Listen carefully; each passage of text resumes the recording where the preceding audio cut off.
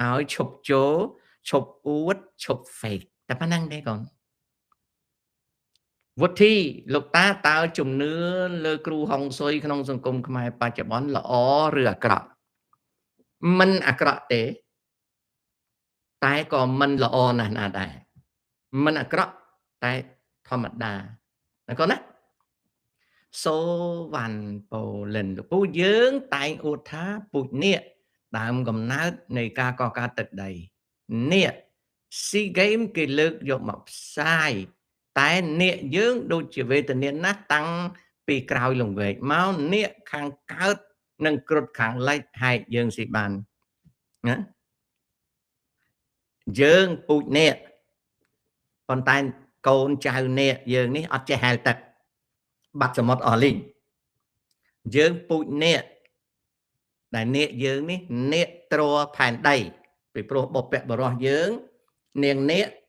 ការជាមួយនឹងព្រះបាទរាជកុលការជាមួយនឹងប្តីជាមនុស្សហ្នឹងព្រះរាជបិតារបស់នាងអ្នកហ្នឹងស្ដេចភុជង្គហ្នឹងបានបូមទឹកសមុទ្របង្កើតបានដីខ្មែរនៅខាងក្រោមដីយើងហ្នឹងគឺបុព្វបុរសអ្នកត្រួតត្រងម្ដាយយើងពីសម័យនាងអ្នកមកហ្នឹងក៏អ្នកដែរប៉ុន្តែចៃដន្យអីកូនអត់ចេះហែលទឹកហ្នឹងទី1បន្ទាប់មកទៀតអាកូនចុយម្រាយហ្នឹងវាលក់ដីម៉ែវាចោល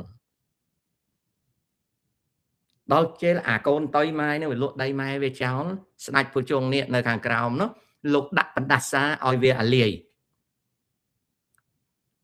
បានជាខ្មែរមកចំនួននោះនឹងល្ងងជឿពោះខ្សែគោអីចឹង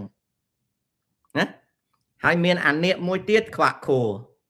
វាថាវាពូជនាគដែរណាវាធ្វើពូជនាគដែរកើតឆ្នាំរោងអីពូជនាគដែរពូជនាគសៀមវាយបែកភ្នែកអាហ្នឹងក៏នាគដែរនាគខ្វាក់ខួរអត់មានទេកញ៉េកញោអីណាពុតពេលអីម៉ាំងមួយចឹងនៅធ្វើកសើម៉ាំងមួយទៀតមានអីលូនចូលរុនអាហ្នឹងនាគដែរនាគជោគេហៅនាគជោណានាគត្រូវពី3ដបងនាគរត់ចូលរួមវិញនេះក៏នាគដែរបុព្វបុរសយើងលោកជានាគណា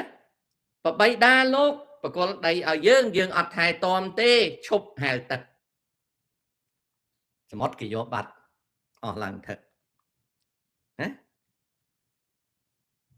អញ្ចឹងបានថាដល់ក្រោយមកយើងជឿពោះខ្សែគោពោះផលិតមិនឃើញទេណាយើងជឿទៅពីបើយើងដឹងថាយើងជានាគ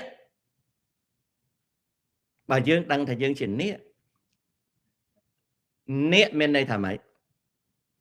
នាគយើងនេះគឺជាយើងទៅមើលនាគយើងទៅមើលនេះយើងទៅមើលយើងទៅមើល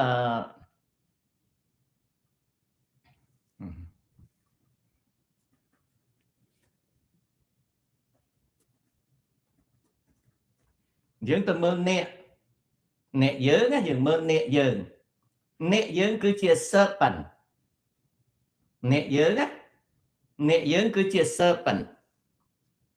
នាគយើងគឺជា serpent មានន័យថាម៉េចនាគយើងគឺជាពស់នាគយើងឃើញនាគនេះអីនាគយើងជា serpent ហ្នឹងគឺនាគយើងជាពស់ប៉ុន្តែជាពស់មានមហិទ្ធិឫទ្ធិនឹងនាគរបស់យើងមិនមែនដូចនាគចិននាគកូរ៉េនាគជប៉ុននាគយួននេះនាគយើងជា serpent ជាស្អី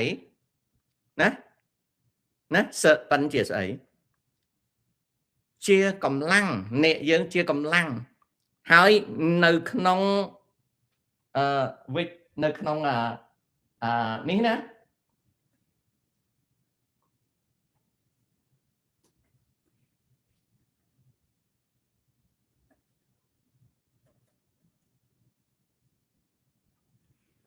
នៅក្នុងឱសថដ្ឋានណាគេមានដាក់ដែកមួយឬក៏គេមានដាក់កែវមួយដែលគេមានពស់ គេមានពោះចឹងណាគេហៅ snake coil around cup ឬក៏ snake មានន័យថាម៉េចមានន័យថាជា symbolize healing and pharmacology ដែលនៅក្នុងនេះ symbol នោះ stem from Greek mythology មិនមែនជា Greek mythology ទេអ្នកដែលនិយាយហ្នឹងណាសូម្បីតែ AI ហ្នឹងក៏និយាយខុសដែរពោះតែជាពូជខ្មែរនេះគឺមានដើមកំណើតមកពីដែនឥណ្ឌាបុរាណដែលដែនឥណ្ឌាបុរាណនេះវាមានជនជាតិយូរលង់មកហើយរាប់ពាន់ឆ្នាំដែលចាកចេញពីតំបន់ Siberia មករស់នៅតាមបណ្ដោយនៃដងទន្លេបុរាណមួយនៅដែនឥណ្ឌាបុរាណដែលគេហៅថាទន្លេស្វាវតីតែក្រោយមកគេហៅថាទន្លេសាវតីទន្លេស្វាវតីទន្លេសាវតីទន្លេសាវតីនឹងរីងអស់ច្រើនហើយគោកអស់ហើយតែបើមើលពីផ្កាយរណបគេអាចនៅឃើញស្នាមនៅឡើយនៅក្នុងដងទន្លេហ្នឹងណានៅក្នុងដងទន្លេហ្នឹងគឺជាទីប្រជុំជនជា concentration of people ដែលមាន ancestor មកពី Siberia យូរពាន់ឆ្នាំហើយមនុស្សនៅក្នុងហ្នឹងមាន culture head dress មានមកុដដែលពាក់ហ្នឹងវារូបពស់រូបសិតប៉ុណ្ណាដែលមានស្តៀងប្រហាក់ប្រហែលនឹងនាគខ្មែរយើងពួកជនជាតិហ្នឹងជនជាតិដែលពាក់មកុដពស់ហ្នឹងណាមានមេដឹកនាំជាស្រីហ្នឹងហើយតែក្រោយមកហ្នឹងឈ្មោះសាវតីហ្នឹងណាអានោះគឺជាដើមកំណើតដំបូងតែវាជាប់តាក់ទងនឹងអំបូរខ្មែរយើងណាពួកសាវតីហ្នឹងមានកូនចៅគេមកក្រុមទៅកកើតទឹកដីនៅម្ដុំសប្ងៃគេហៅ Kashmir ដែលជាប់នឹងព្រំដែនប៉ាគីស្ថានឥណ្ឌាដែលមានទីក្រុងមួយឈ្មោះហៅថាស្រីនាគ Sri Naga ណា Sri Naga ហ្នឹងគឺស្រីនាគហ្នឹងគឺទីក្រុងរបស់ម្ដាយ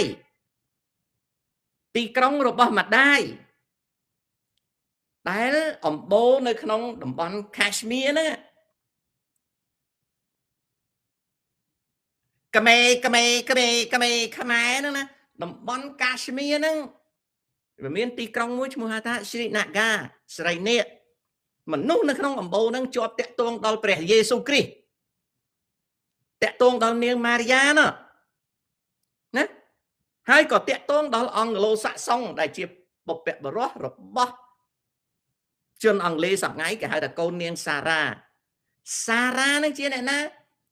សារ៉ានឹងគឺជាស្រៈសវតីហ្នឹងណាដែលជាភរិយារបស់មេតកូលពូជម្បូរមនុស្សដែលគេហៅថាអេប្រាហឹមហ្នឹងគឺមកពីពាក្យថាព្រាមអញ្ចឹងពួកយូវីសនេះពួកយេស៊ូនេះវាជាប់តាក់ទងនឹងខ្មែរដែរប៉ុន្តែខ្មែរវាល្ងងពេកមិនស្រាវជ្រាវឲ្យឆ្ងាយទេជឿតាមគ្រូបារាំងជឿតាមគ្រូឥណ្ឌាក៏ចេះតែរួញទៅថាអត់ជាប់គេទេតាមការពិតគ្រួសារហ្នឹងវាមានបុព្វបុរសរាប់ពាន់ឆ្នាំដែលចេញពីតំបន់ Siberia មកដល់អញ្ចឹងទៅណាពួកយូដានេះណាវាក៏មានជាប់តាក់ទងនឹងស្វរៈដែលភាសាអង់គ្លេសថានាងសារ៉ាជាប្រពន្ធរបស់អេប្រាហឹមអង់គ្លេសនេះក៏វាជាប់តាក់ទងគ្នាអញ្ចឹងហើយត្រឡប់មករឿងពោះហ្នឹងវប្បធម៌តាមដងទន្លេសាវតីគេយកសញ្ញាពោះហ្នឹងមានន័យថា wisdom ពោះណាសប៉ុណ្្នឹងណាភាសាអង់គ្លេសថាសប៉ុណ្្នឹងពោះហ្នឹងណាតែយើងហៅថានាគហ្នឹងណាជានិមិត្តសញ្ញានៃប្រាជ្ញាក្រោយមកក៏វាคล้ายទៅជា pharmaceutic ជា pharma logo នេះណាមិនបានគេយកមក đặt chia sẻ nhà ở sập thán cái pharmacology people via chia wisdom thấy nhé where snake represent healing cái vậy this symbol stem from Greek mythology men Greek tê về tranh pi India Boran mà where snake nơi bên này pua nó representតំណាងឲ្យ healing ការព្យាបាល wisdom ប្រាជ្ញា and renewal ការកើតឡើងវិញនឹងហើយដែលជាអ្នកខ្មែរនោះជាអ្នកខ្មែរកើតមកអញ្ចឹងពូជខ្មែរនេះណាពូជអ្នកចេះអ្នកជាតែឥឡូវហ្នឹងវាកើតមកតែពូជល្ងងហើយមិនបានវាកើតមកពូជល្ងងពីព្រោះឲ្យតែកើតមកគឺចូលគឺអួតគឺ fake អត់ព្រមរៀនណាឃើញទេហើយចុះអញមហាដឹងមែនណាចៅអញដឹងជាងម៉ែឪឯងឆ្ងាយណាស់បានជាអញខំប្រឹងដឹកនាំកូនអញបានមកនៅស្រុកគេចេះដឹងតទៀតណាហើយអញក៏ស្រឡាញ់ឯងណាអញចង់ឲ្យឯងដឹងមិនត្រឹមតែប៉ុណ្្នឹងបើអញដឹងម៉ែឪឯងក៏អញចង់ឲ្យគាត់បានសុខដែរតែបើអញអាចទាញក្បាលឯងឲ្យចេញពីអារណ្ដៅនរកចេះតែចូលចេះតែអួតហ្នឹងហើយអាចៅឯងបានរួចខ្លួនមកផ្ញើលុយឲ្យម៉ែឲ្យចាយបាននឹងហើយអញឈ្មោះមហាដឹងនោះអញមិនចង់មានឈ្មោះជាមហាប៉ោងខោទេហើយដឹងអ្នកណាឈ្មោះមហាប៉ោងខោទេអូខេឥឡូវត្រឡប់ទៅរឿងពោះសិនសវណ្ណពលវាមិនមែនដូចអ្នកយួនអ្នកចិនអ្នកកូរ៉េអ្នកជប៉ុនទេគឺយើងពោះហ្នឹងគឺ wisdom បុព្វបុរសយើងគាត់ប្រាប់ថាយើងនឹងខ្មែរពូជអ្នកជាណាខ្មែរពូជអ្នកជាហើយចុះអញអ្នកលក់ថ្នាំរឿងអីមិនលេងថ្នាំអញ្ចឹងហើយបានជាអញសប្បាយចិត្តឃើញឯងពុលថ្នាំឬជក់ថ្នាំណាអញនេះខំលក់ថ្នាំឲ្យក្បាលឯងហ្នឹងថ្នាំ4ឆ្នាំថ្នាំរៀនថ្នាំរកថ្នាំសន្សំថ្នាំវិនិយោគតែឯងមិនព្រមផឹកថ្នាំអញឯងផឹកថ្នាំចិនដីគោកដល់ឯងផឹកថ្នាំចិនដីគោកឯងពុលថ្នាំបើឯងផឹកថ្នាំអញឯងអត់ពុលទេព្រោះអញនឹងមហាដឹងអញ្ចឹងណាចៅដូច្នេះសវណ្ណពលពោះគឺជាតំណាងនៃប្រាជ្ញានិងការចេះដឹងពោះគឺជាតំណាងហើយចុះហេតុដូចម្ដេចបាននៅក្នុងព្រះគម្ពីរណានៅក្នុងគម្ពីរមួយគេហៅលោកកបាត់